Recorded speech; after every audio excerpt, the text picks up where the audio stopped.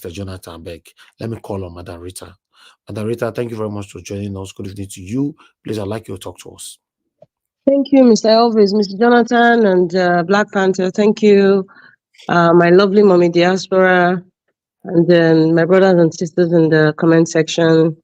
It's a great day. It's Christmas for me because I'm the first today. Thank you, Mr. Jonathan, for giving me the opportunity. Where should I start? Like, there's a lot of problems all over. Talking about Julius Abure and his shady re-election, there's one fundamental thing that journalist was speaking about, and it was factual. He said Alex Otti and Peter Obi, they have a higher stake in Labour Party as at now.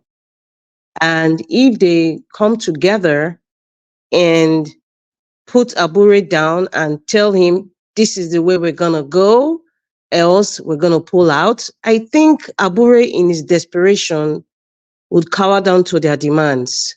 And that's what everybody is waiting for. I would say for Peter Obi, this is a typical Henry IV in Shakespeare that says, heavy is the head that wears the crown. So right now, Peter Obi, I know for sure, is deliberating, is calculating if he should leave the party, the consequences, if he stays, these are his terms and conditions. So I think that's what's going on right now. I'm thinking so. I'm believing that's exactly what's happening right now. But, you know, in actual fact, Alex Otti and Peter Obi, they are the driving force, they're the engine oil, you know, that's actually making the Labour Party seem relevant today. And unfortunately, we have, I'm trying to be very, very careful with my words, Mr. Anaja, because of your restrictions, because I just have one adjective to describe Abure, but I wouldn't say it on the national TV, you know, but because of, you know, elements like Abure and, you know, the rest of the traders, you know, everything just seems hazy, sadly. And, you know, PDP and APC, when they started, they had similar issues like this. They've grown. And I think the Labour Party is also growing too. And as you grow, there's a lot of things that you, just like a snake that takes off his skin, you know, you skin out. So I think with time, if the Labour Party wants to still be the way it is today, going forward, they have to skin out elements, you know, even if they've been there for 2,000 years and they are not relevant anymore, you need to be booted out. It's not rocket science. It's easy because if you are a hindrance to the development and the progress of an entity, it means that you need to be cut off like a parasite. You know, so if they're behaving like parasites now, I think going forward in the future, these guys will be removed. You know, it's just a matter of time because Abure holding on to the ropes of being the chairman, it's quite disgraceful. As a matter of fact, the way I see it is just the poverty of the mind. Because if he feels that's his alpha and omega, that's the apex of where he will ever be in this world, and he's holding onto it for whatever reasons, obvious reasons, then it shows that you know, education is just something that is not even close to, is the iota of sense. Education is the iota of sense, but your character is one of the apex of who you are as a human being, and he has shown us his character. You know, and this is something that I've always sensed from day one. There's something not just right about this guy. I don't see any leadership. I don't see the enthusiasm of leadership in him. And I said it in the past with all due respect to him. I didn't see it there. I didn't, because all I was just seeing was Peter Obi. That's the truth. And he has just showed us that he's not really a leader. If he comes to this show, Mr. Edge, I'm not going to even ask him any question because to me, he has shown me his character. You know, if you don't have any, if you know that you have integrity, and if you have your name and your reputation, which you are claiming that, you know, you are pontificating yourself all over, you know, and then now you are still holding on to the rope of I must date there, not do or die. You just show me who you are. That's just what I have to say. So Peter Obi and Alex Otti, please hasten. I know the crown in your heads right now are very heavy, but hasten the decisions that you are going to make now, because a lot of obedience want to pull. In fact, a lot of obedience have pulled out. Some of them are sitting on the fence. Some of them are just watching the game play out. So I think they should do it early, you know, because of the Labour Party representative in Edo State and Ondo State as well, that's coming up the election this year. So it's something that needs to be solved as soon as possible. And then for Allen Onyema, yes, and Mr. Elvis, I actually watched the entire clip. And it's not surprising that he said some elites were even stopping him from flying to the UK, because it's obvious that most of these elites, you see, when they're invited to some embassy parties, you see, I don't want to mention names because I don't want to mention names. A lot of these people, they're in collaboration with the West, and anything that the West gives to them personally or gives them some sort of freebies, relating to their own business, they are kind of like ambassadors, unseen ambassadors, I would call them, unseen ambassadors of the country in which they are siphoning the money from. And these unseen ambassadors are the elites. These elites, they don't go for any political position. Like I said, they are non-state actors. Let's use that name. So it is not surprising. I'm not surprised. And another thing that he said too, he said, do you know that before he could fly to the UK, he was told to put 2 million pounds as security, and then even the caterer from the UK said he has to put 750,000 pounds as security. And he said, guess what? Kudos to them, because you know what? It's country first. But guess what? Nigerian doesn't tell these same airlines to put security in Nigeria. So if that security is there, for example, over the years, I mean, it's supposed to have a stipulated time where they give you back the money when they trusted that, okay, your business will be thriving in their country and all that. But these people refuse to give you that money. So as time goes by, when the business crumble, the money stays in the foreign accounts of that country. So that's how Nigeria has been losing. And you know what? The people, the so-called elites or the constituted authority involved, they have little cuts from it. It's just a shame. The thing is, when you talk about nationalists, I don't want to use big words like nationalist. I like to use the words love for country so that people get it. Love for country. Because when you love your country, is your country's interest first. You will not blame the British government or the United States or, the EU. You will not blame them. It's their country first. If you ask Abure, is it the interest of Nigerians first? No, it's the interest of Abure first. And that's why he went to do that shoddy, I would even call it a botched election. Let me use the engineer's word of yesterday. Botched election. You're even preventing the press from even showing that. Come on. Oh my, it's disgusting to even talk about and to even think that somebody like Peter Obi belongs to this entity. It's a shame.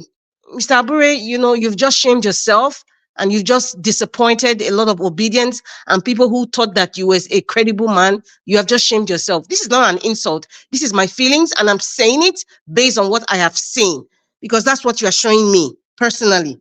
And, for that, what's his name? The Shitu, Alhaji Shitu, that said negotiate with bandits, give them a promising future. They're trying to kind of juxtapose the Niger Delta agitators of, last time, and they're saying, okay, we have some sort of stake. Like, do you know what? This is my opinion now. Everything going on right now in the North, I think the North to solve their problems. If you have someone like Gumi coming out, or Alhaji Shitu coming out and speaking all those words, and Shehu coming out and talking and complaining, let them not solve their problem, because they know their people. Is it their people that they are kidnapping? Is their children that they are abusing? Is their women that they are abusing? Is their young youths that they are lying to them and making them, because they know they are very gullible? Let them solve their problem. Because at this point, if I say, okay, Nigeria, why should the entire nation now be dealing with issues that can be solved easily within that geographical zone? They can solve the problem. They know themselves. Why? It's like they're not putting the burden on the federal government of Nigeria when they know. It's like the bad egg in your house. You know the den of where the bad eggs are hiding. You are not going to call somebody in another country to help you negotiate with them because you are in problem. Why is it so hard for you to solve, bring out the bad egg within your own family? Do you know what that says to me? For someone like Shitu to come out and say what he's saying, and Gumi to come out We say allegedly because of this program. I think they're part of the terrorist gang. For them to have the audacity to come out and make those kinds of terrible statements, I don't even know if the right word is even terrible. To boldly come out and say those, negotiate with them.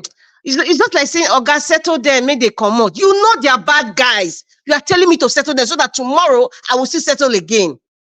Like, is this a country? Anyway, I've said Nigeria is a market ground. Nigeria is Tejo Show Market. So there are different stores. They have the Iyaloja and they have the organ, the madam that they had. It's just different stores. It's a business area. So everybody's cutting the piece of the cake. Nigeria is an elephant. So they're cutting a piece of the elephant. People are, doing the things that they like, making statements. The law is selective. Nobody can arrest Gumi. That's why he's saying what he's saying. Nobody can come and question what's his name, Shitu, for saying what he's saying. So that's just what it is. It's unfortunate. And then looking at your screen, Fubara says he's not going to be. I will not govern Rivers like a dictator. Please tell me something new. I beg. Please, Fubara, tell me something new that we have not heard before. Governor Basagi said there's no more Agbero. There's no godfatherism. What are we experiencing today in Lagos? We have an Emperor Governor Obaseki. So please, Fubara, tell me something new. Please. I'm not even going to. Now, going to Soludo. Mr. Anajawa, tell me if my time is past. But going to what Soludo is, Oh, go ahead. I would say Soludo is like Shore. Never admitting someone else's idea is way better than theirs. And I call that superiority complex. Yes, superiority complex.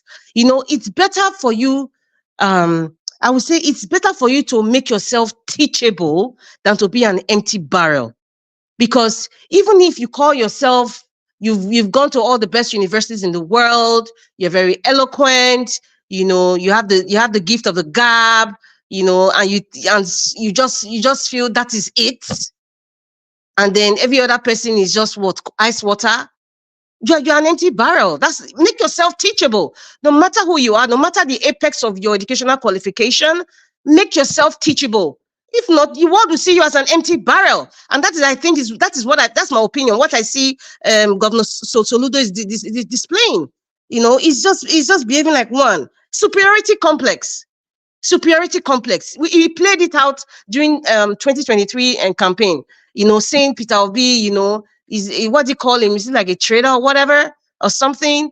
And then he tried to downplay Peter Obi, but at the end, God disgraced him. When he was making a speech in that church, Peter Obi came and he became like somebody that was like an expired meat somewhere that nobody wants to even see or smell. So it's the people of Anambra State. I think they are very smart now to know that in the next election, they know that they've already seen his antecedent 2 years after. This gentleman, I've forgotten his name, the man with the red cap, in the Labour Party man. He mentioned a lot of places in Anambra. He mentioned a lot of places, and he said it's not development. I mean, what is it? Is it about building a hotel? It's just what's happening in those states now. If somebody demolished library to build shopping complex in a state where people are jobless, you're not seeing that this is an empty barrel. It's not even a market woman now that has never entered a classroom, that have never seen a blackboard, that doesn't even know how to write, but understand the system of how to make life better, can do better. Seriously speaking, after all, you see the places like the Benin moats, these men, the way they designed Edo State, they were like architects. They didn't go to any school, but did you understand what development meant? They understand what the people needed. They understand the people also needed security, hence the Benin moats that we're seeing today. So when you see people like empty barrels in the name of, with all due respect to people who are doctors and professors and all that, I know it's not everyone that's an empty barrel, but at least sometimes, like this man said, he said emotional intelligence. When you have that, you admit your flaws. You admit that, okay, I am this, but these are my weaknesses. These are my strengths. I need help. Okay, then you connect to the people. You can be very empathetic. You can easily understand what your people need. But when you want to become an empty, everybody, you don't even need to use the word empty barrel. They'll just look at you like, okay, this one doesn't want to be teachable. He's Mr. Know-it-all. He's equally an empty barrel. Perhaps other people would have different names or adjectives to describe your behavior. So that's what Anambra is experiencing. And I think Edo State is not even far from it. And the last part, it does not be like I'm talking too much. Well, for Lagos State to refuse to follow suit with Alex Otti, I mean, it's not rocket science. Lagos State is under the armpit of the man from Bodilon. So whatever the man from Bodilon says, that's what the State House of Assembly will follow. So it shouldn't be it shouldn't even be news that Lagos State will comply with what Alex Otti is doing. That's not even it's not something that should be shocking. And then, okay, lastly, Nigerian Financial Intelligence Unit uncovers the cells belonging to IPOB. Please, the NFIU, this is a misplaced priority. Please leave IPOB alone. After all, the leader of IPOB that you people kidnapped, I'm repeating, kidnapped from Kenya, is in your custody. He's in your custody. And even so-called NSA, a foreigner was in your custody, you allowed him to escape. All of you are complacent. All of you. So please just leave IPOB. Focus on the ones who are collecting trillions and trillions of naira in the name of banditry. Please enter house. Focus on inside out first. Leave IPOB people alone. The ones in America and UK, they are working for their money. They didn't steal it. They didn't kidnap anybody to donate money. It's a freedom of association. If you want to donate any money to any association, you are free to do so. So please, the people who have those monies that you suddenly discovered, the $160,000, they didn't kidnap any kid. They didn't rape any woman. They didn't burn any village. Hello? Nigerian Security Financial Intelligence Agency or unit, whatever it is you guys call yourself. If you know that you cannot focus on what is going on, I just gave you an expo. Focus on the people collecting money. I think thank Mr. Chris from Dublin that said, for crying out loud, all this money that they've been collecting for years in the name of banditry, in the name of BK and all that cell groups in the north. Are they telling me that they didn't, this so-called intelligence didn't have the intelligence to put chips on the money? We have been watching all these American movies. Come on, I think you should learn from it. Learn from it. Put some chip in the money. It's traceable, so you can trace them. It's not rocket science. It's very easy, and it is doable, and the Nigerian government can do it. So listen, thank God for the internet. Nobody is a fool. In fact, all of us, we don't open eye. It's just that, coming to this program, some people never open eye as much as some. So we need to keep telling people, put out the awareness there, because make yourself teachable, people. Make yourself teachable so you will not be like an empty barrel. I've always said it. So it doesn't matter how old you are. Don't bring your age in this, whether you are 1,000 years old. That's not the problem. The issue is Nigeria is the project. Educating people and inspiring people should be our project. So please make yourself teachable so you not become an empty barrel like what's happening in Anambra State. Thank you.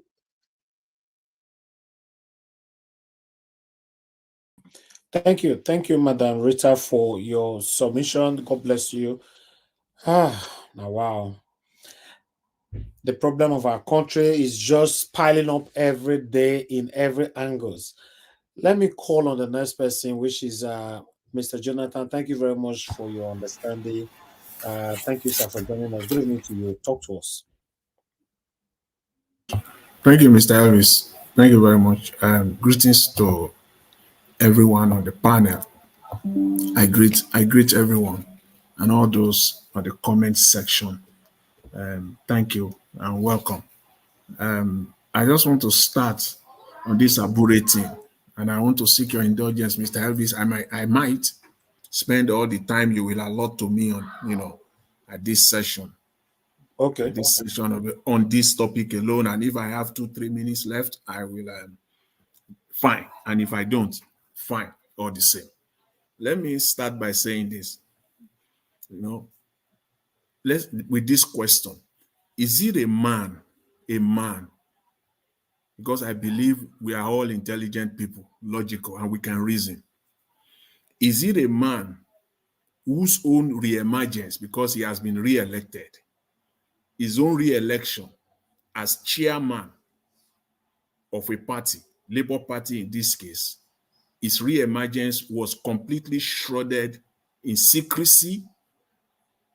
It was in a shady manner. Is it that man that will advocate for free and fair and credible election in Nigeria? when his own election or party convention that produces him as a party chairman was illegal, autocratic and undemocratic in nature? Is it that man? What audacity would that man have going forward? So whoever still remains in that party, that person or group of persons, I don't care who the person is, whether it is Peter Obi, whether it is Alex Otti, whoever that person is, effectively has lost all moral right to advocate for credible election in Nigeria. You got to keep your mouth shut. You cannot say that to sensible and logical people. You have lost all the moral right to advocate for credible and fair election in Nigeria, or even electoral reform going forward. You don't have that right. You don't have that audacity to do that. You see, I will say this, as it stands right now, Abure has been re-elected, whichever way you want to, put it, as chairman of Labour Party. And I will say this, Mr. Peter Obi cannot be president of Nigeria under Labour Party. You can take it, you can leave it. That's my analysis. That's what I know, and I can take it to the bank. Mr. Peter Gregory Obi cannot be president of Nigeria under Labour Party. That is settled ahead of time. In fact, 3 years ahead of any election in Nigeria at all, if there will be any, it is settled. That cannot happen in Nigeria. So we should know that for a fact. And going forward, as far as corruption is concerned in Nigeria, political corruption, economic corruption, as far as all of this is concerned, both APC, Labour Party, PDP, they are all on the same pedestal. All of them, they are all on the same pedestal. In fact, Mr. Peter Obi, as we speak right now, today, as of today, Mr. Peter Obi is on the same level with any other political or politicians in Nigeria as far as political corruption, economic corruption is concerned. He's on the same level with them. Why? What is the difference between Labour Party, APC, PDP when it comes to corruption allegation? What is the difference? Because the last time I checked, any corruption allegation against Mr. Tinubu, because he's the man now, he's at the center. Any corruption allegation against Mr. Tinubu has not been proven by any court of law in Nigeria. He has not been convicted of anything as far as corruption is concerned. So you can't call him out and say he's corrupt. Because why? The court has not in any way found him guilty or convict him of any corruption allegation. Because all charges against Abure also, they are all allegations. So let the corruption allegation party goes on. Let's just move on with it. And yes, let's get this right. Make no mistake about it. If you don't, at your own peril. No court, I say it again, no court of law, quote me today, no court of law in Nigeria will find Abure guilty of any corruption or fraud. No court. Why? It is for the primary purpose of strengthening the APC and further weakening the Labour Party. For any talk, any political talk of corruption that might come from Labour Party, in fact, even from Mr. Peter Obi, This is a political setup. Their political card is, they are setting the table for the next election. Let Mr. Obi still be at Labour Party, and then let him come out and talk of corruption and competency. Every talk from him going forward from today, if this is true, if this news, this development is true, that Abure has been re-elected as chairman of Labour Party, any talk of competency, please read my lips, competency or corruption coming forth from Mr. Peter Obi holds no water, has no strength. Mr. Peter Obi effectively has lost any strength on political competency or corruption talk going forward. Effectively.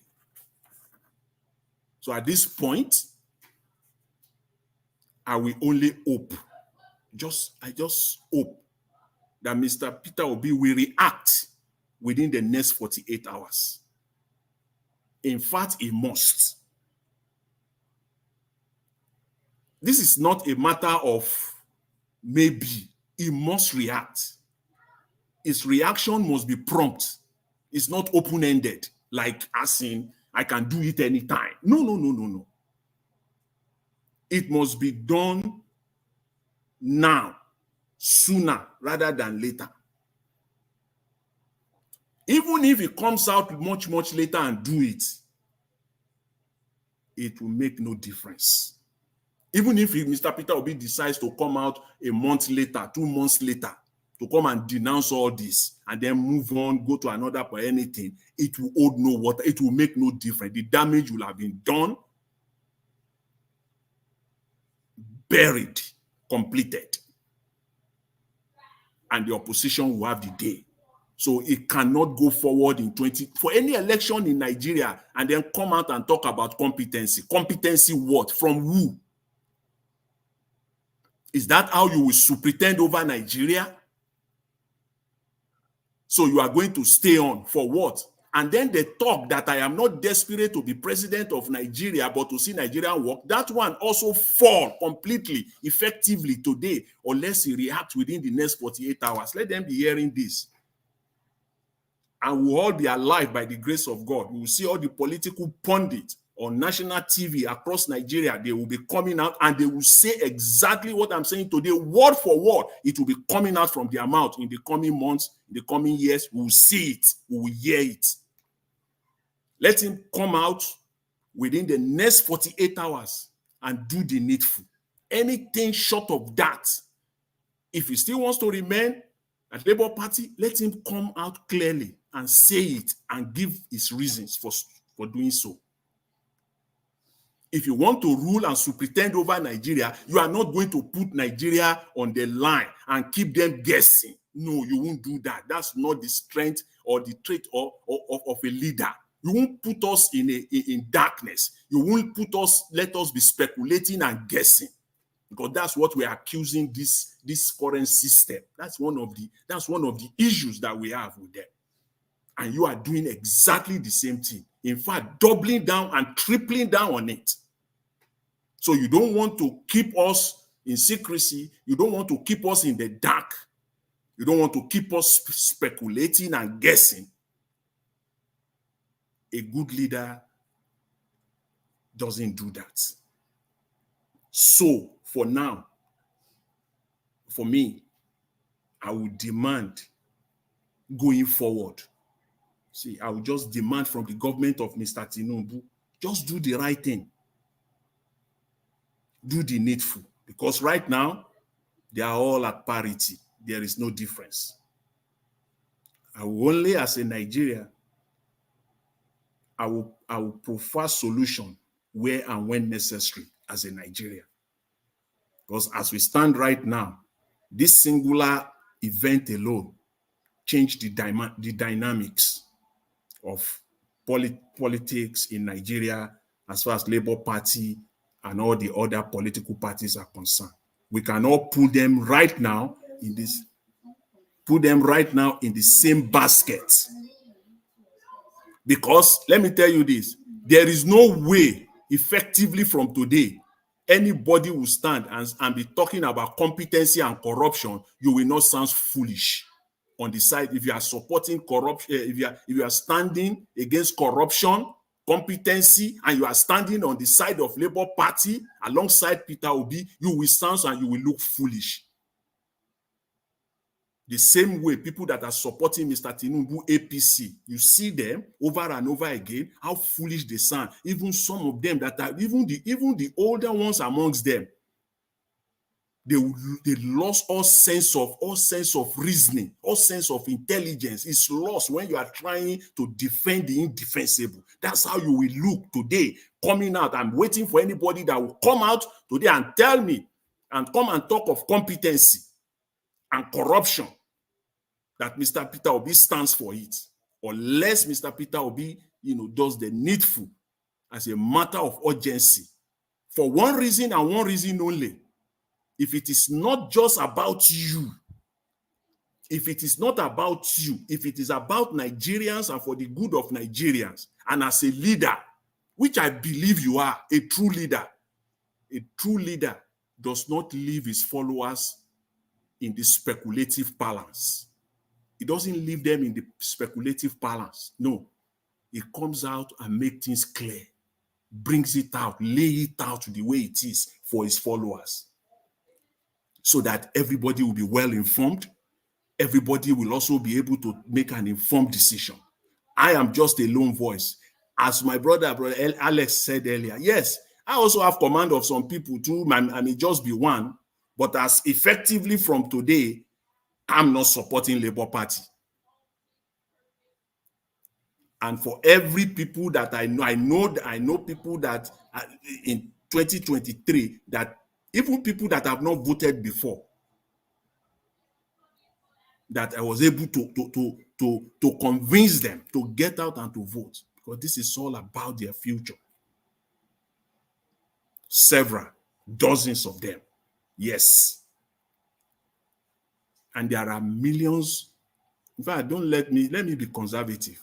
There are few people like myself. Don't let me say millions. Let me just say there are few people like myself, and they carry along their 10, they carry along their 5, they carry along their 3s.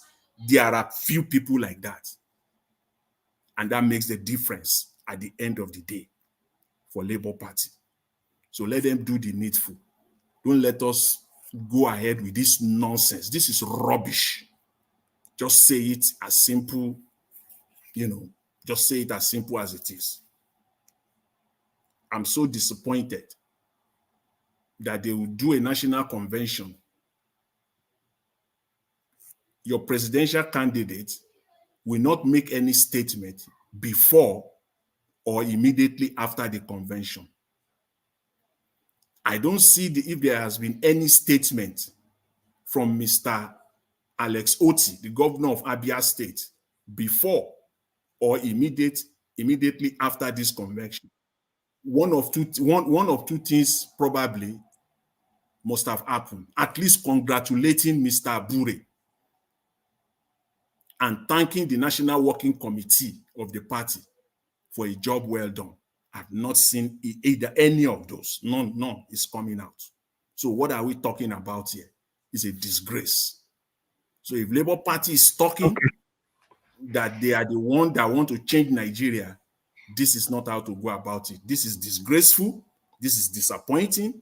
And they must, in fact, Mr. Peter Obi must do the needful as a matter of urgency.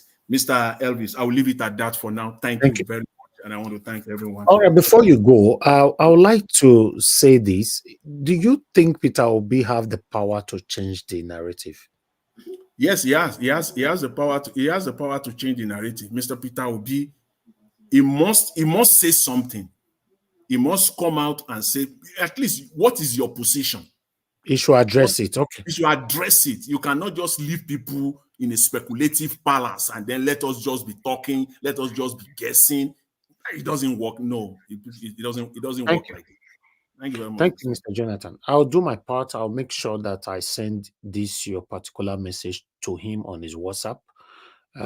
Maybe after the end of the broadcast or latest in the morning. It might be because I still work most times when I end that broadcast. So I just do my part and send it there. The reason why I do these things is that for prospective purposes, for anybody want to accuse me of anything, I can direct them to check your phone. I sent that to you and all that, or I told you, or I did this, I did that. But you guys should remember, I mentioned this thing a couple of months ago on this platform, that a lot of people are following Mr. Peter Obi. Mr. Peter Obi must be careful. Oga CM can testify to this. Mr. Peter Obi must be careful not to allow his white garment to be stained by corrupt people. Yes, you might not be part of it. This is what my dad normally let me know. You might not be part of the people doing the wrong thing, but if you associate yourself with them, automatically you'll be grouped. Yes, you might be saying, no, I'm not part of it, I'm not part of it, but you are associating yourself with them, you'll be grouped. So at the moment now, I'm even happy now that Mr. Jonathan is calling Mr. Peter Obi to address this. So that's good. At least he's not grouping him with Abure. But before people now start grouping him, let him address it. Disassociate yourself with it or associate yourself with it. Just tell us. We want to know what you think about what happened today. Because any listening person, any concerned Nigerian, know that what happened today is unacceptable. It's unacceptable.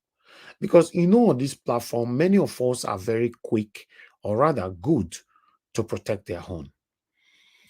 If this was Tinubu, we can say, oh, certificate forger, drug baron, this, that, and all that, whatever.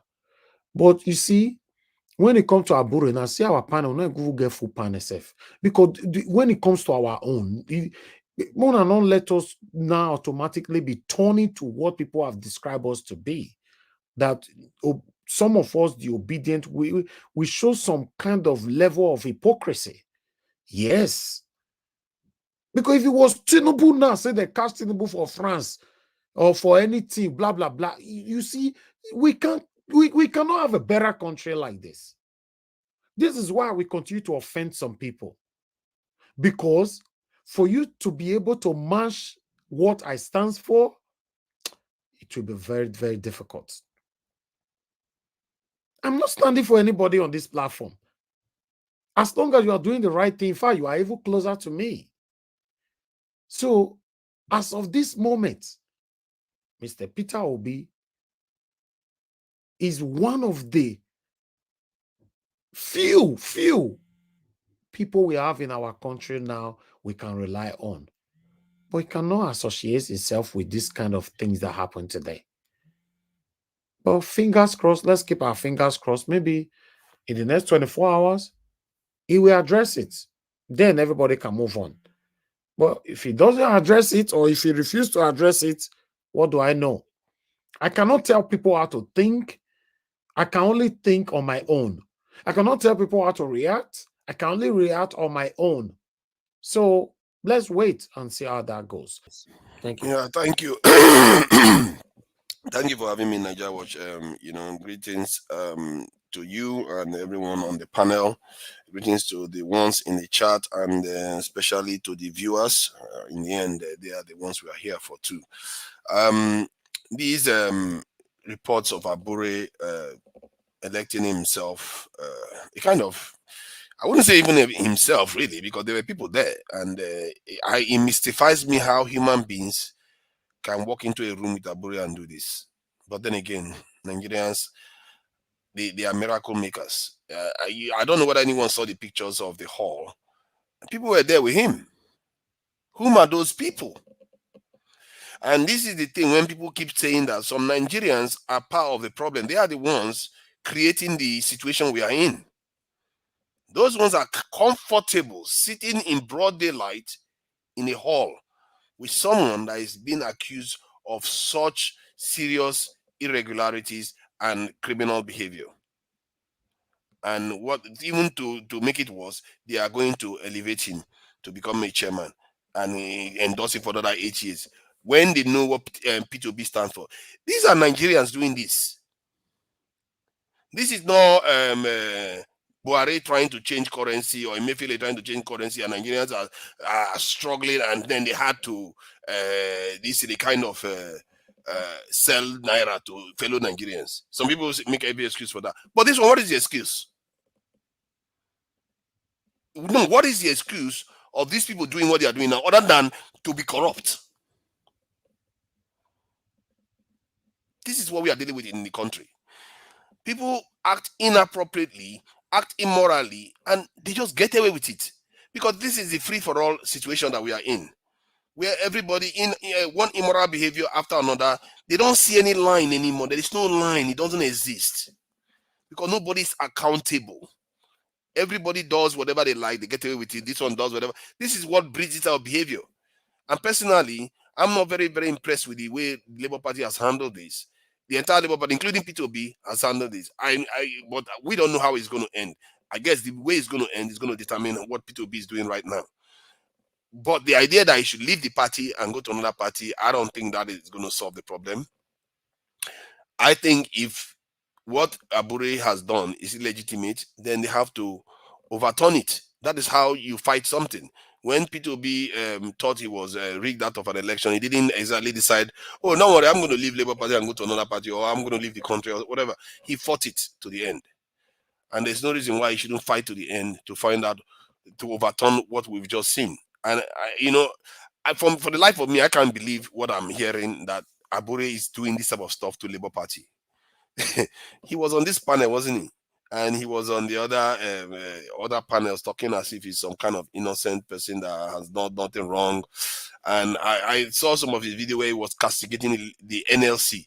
I did say that NLC and the Labour Party, they are very, very linked. This is a powerful, the spirit behind NLC and the Labour Party being formed is a very, very powerful democratic institution.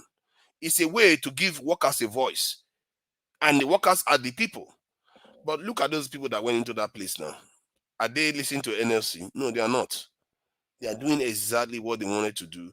They joined him in there. From what I gather, they even arrested people that came into that area that are not in support of what they are doing. They arrested them. Who gave them all this power? Is it being empowered by the opposition? Because the power that this man... You need to arrest people today.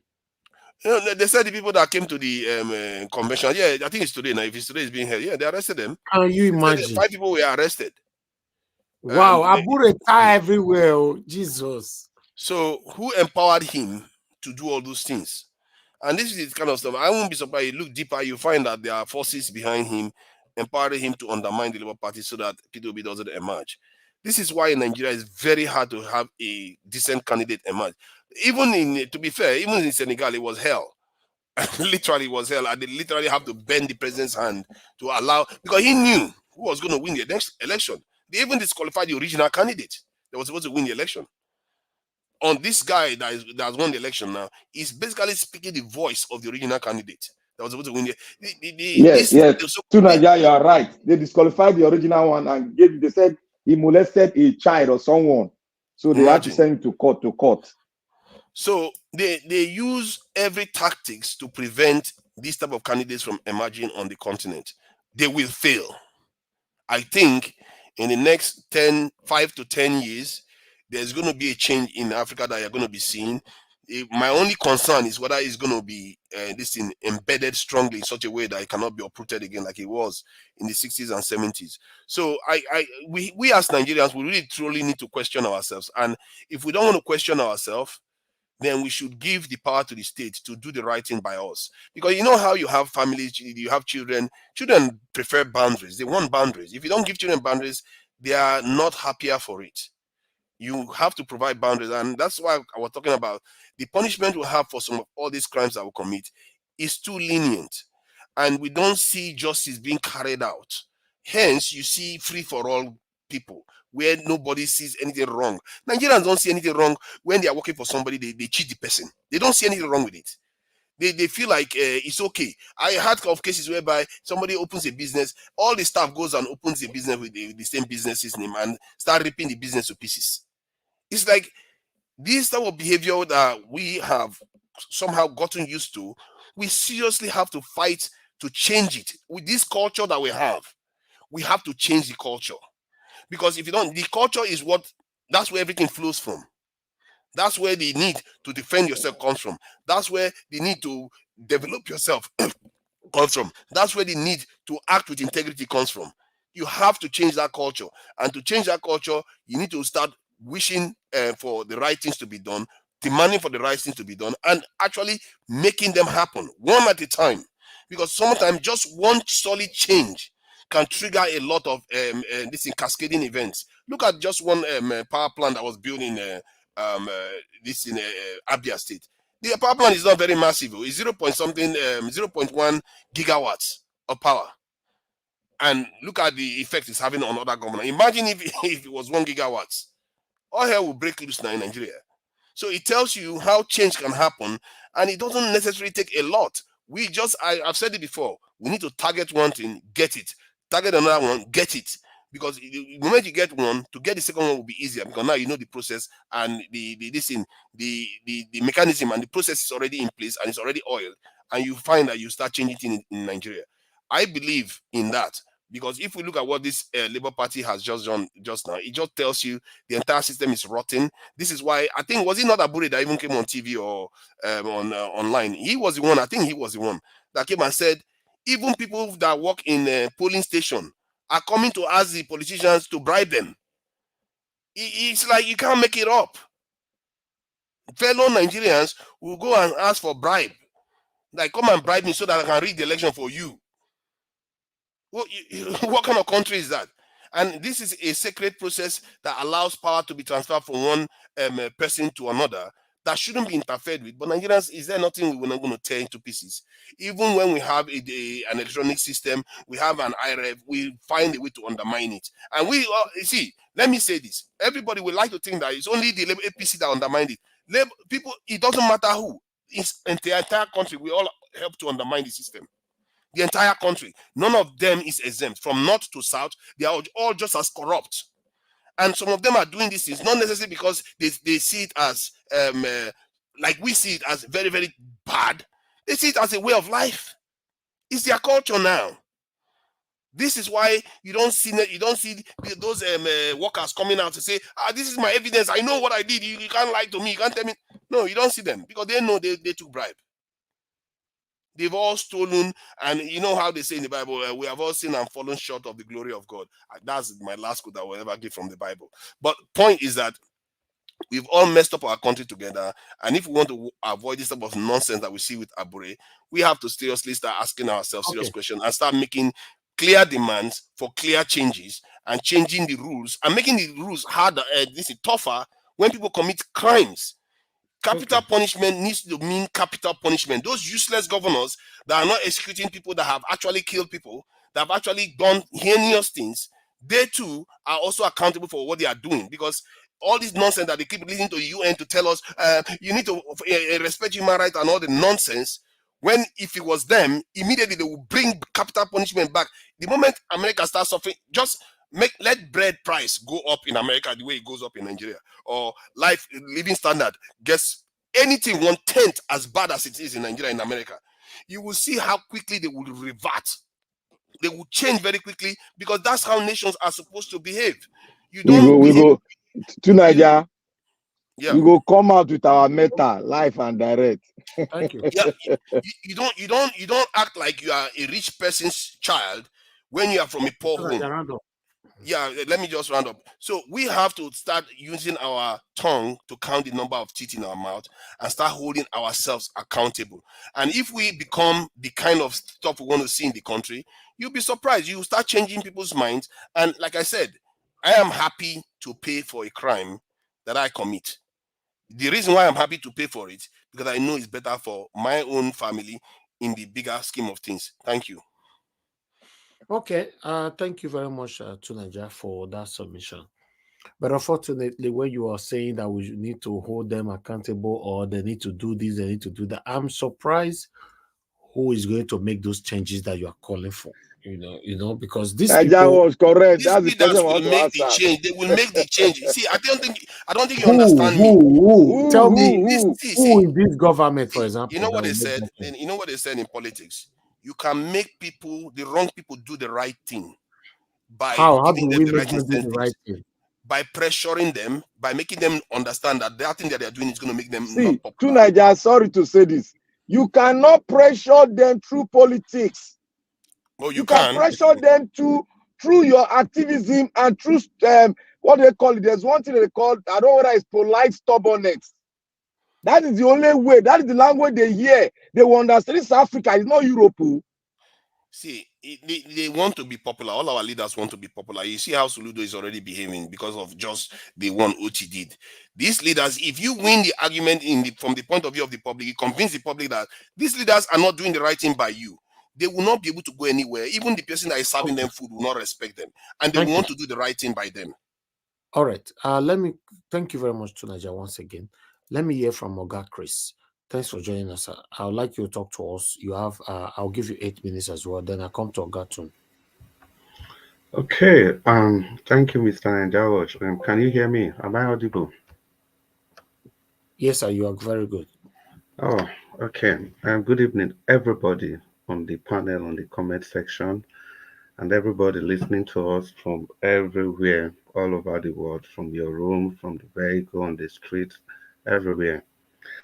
Yeah, a lot has been said. I think I would just like to zero down on some of the issues that were discussed. For example, um, the issue of the air peace arrangement, and the deal is still on, but I think this is a classic case of countries fighting for their own, countries ensuring that their indigenous businesses are sustained, because these are the businesses that create jobs, they are the businesses that lift people out of poverty, they are the businesses that raises the GDP and help countries to earn foreign exchange. These are the kind of things countries do to boost their economy, and not the kind of voodoo economy that we are running as regards the manipulation of the US dollar and other currencies to the exchange rate of the naira.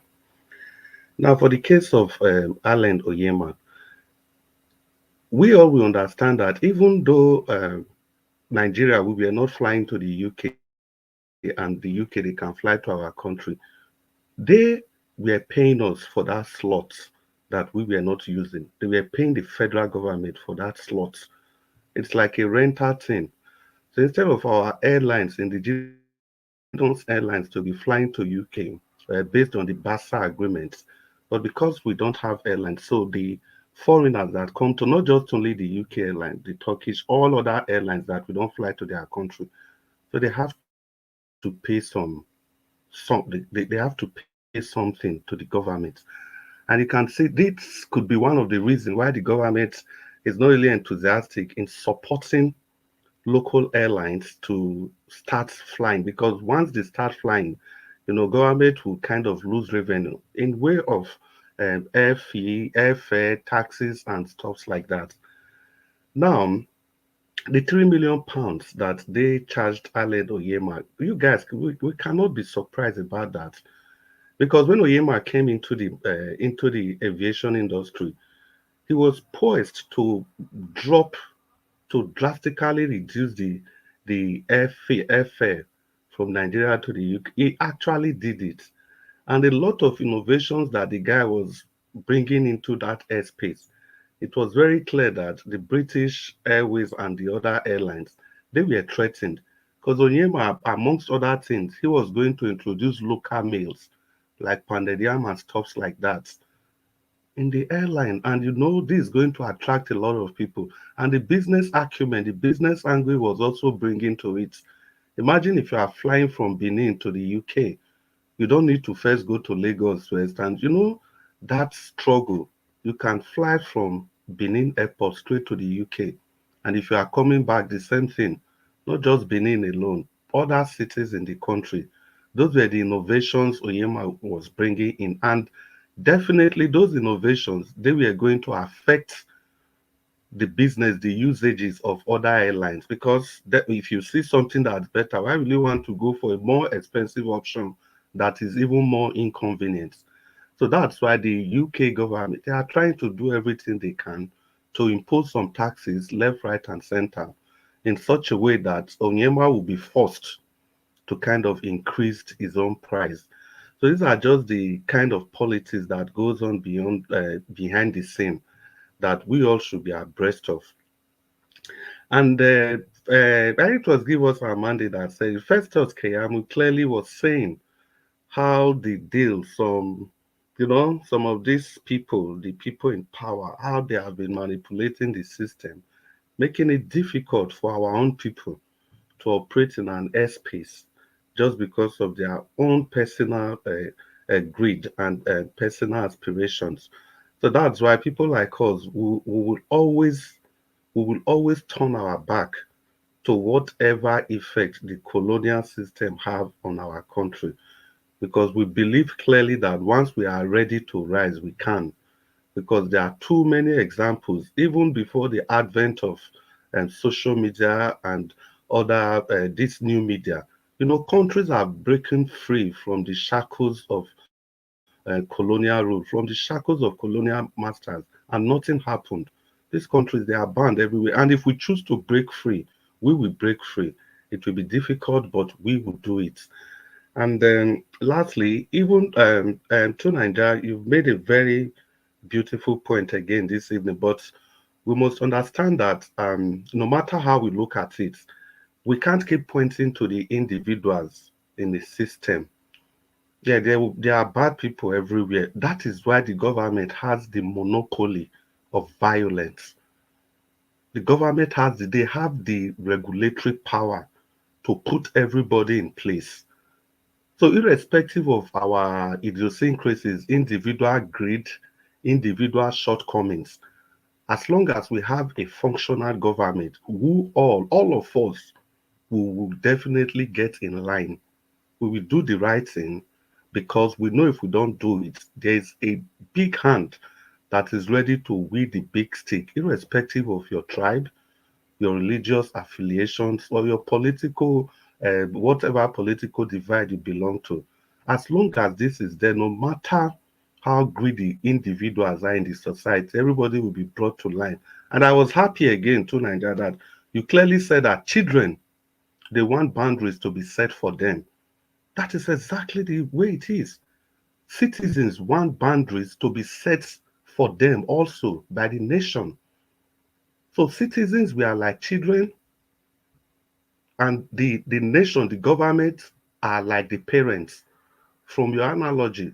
So if proper boundaries are not set, if a reward system, a punishment and reward system are not set and implemented by the government, the people will just do whatever they want. Everybody will almost go at amok. It's only the religious people or people that are spiritual, if I may use that word, that will want to do what they think is right at every point in time.